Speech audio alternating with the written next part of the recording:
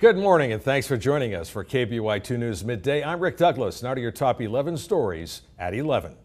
Students were briefly evacuated this morning from Heritage Middle School in Meridian after smoke started pouring from the drama room. Eventually, it spread throughout the entire south wing.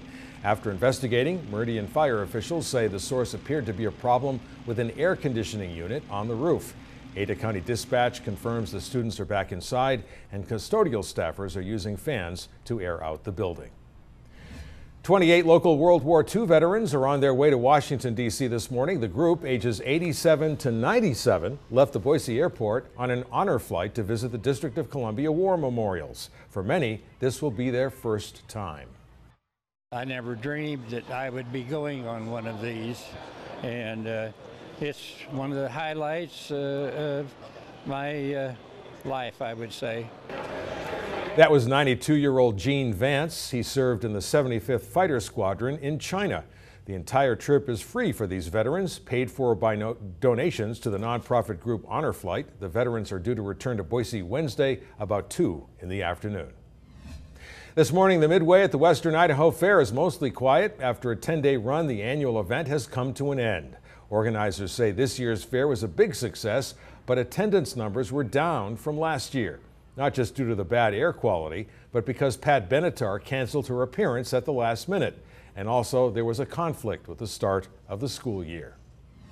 The TP Springs fire near Riggins nearly doubled in size over the weekend, and last night, fire managers from several agencies met with local residents at a community meeting to lay out their plan of action. While there's genuine concern about fire risk, townspeople are even more frustrated by the downturn in tourism. Riggins is still open for business. The rafting is still going on below from Riggins on down. Fire officials say holding a community meeting is beneficial to both sides, a good way to stop the rumor mill and maintain a running dialogue as conditions in the nearby forest rapidly change. In Wenatchee, Washington Sunday, several thousand people gathered at a memorial service for the 3 Forest Service firefighters who died battling the Twisp River fire. Forest Service Chief Tom Tidwell said what everyone was thinking, that we should all be grateful for their bravery and sacrifice. The trio died August 19th in eastern Washington when their vehicle crashed and flames engulfed them. President Obama travels to Alaska today to take part in a ceremony marking the official naming of the tallest mountain in North America. For some years, Mount McKinley has been referred to by its native Alaskan name, Denali. But today's ceremony will seal the deal. For the Athabascan people, the formal recognition is the culmination of a battle they've been waging for 20 years. Nampa police are searching for a second person of interest in connection with a stabbing last Thursday. 31-year-old Christopher Jesse Torres of Caldwell was arrested Friday. He was charged with aggravated battery. A second person, 25-year-old Noe Cruz Campos, is also being sought by police. Both Campos and Torres reportedly have ties to gang activity. From 1 to 2 this afternoon, the public is invited to visit the Boise Wild Horse Corrals to view some of the horses rounded up after the soda fire. It's part of the BLM's effort to rescue as many of the survivors of the fire that burned hundreds of thousands of acres along the Idaho-Oregon border. A spokesperson says the horses will receive all the care and feeding required during their stay, but it'll be likely 18 months before they can be returned to the wild.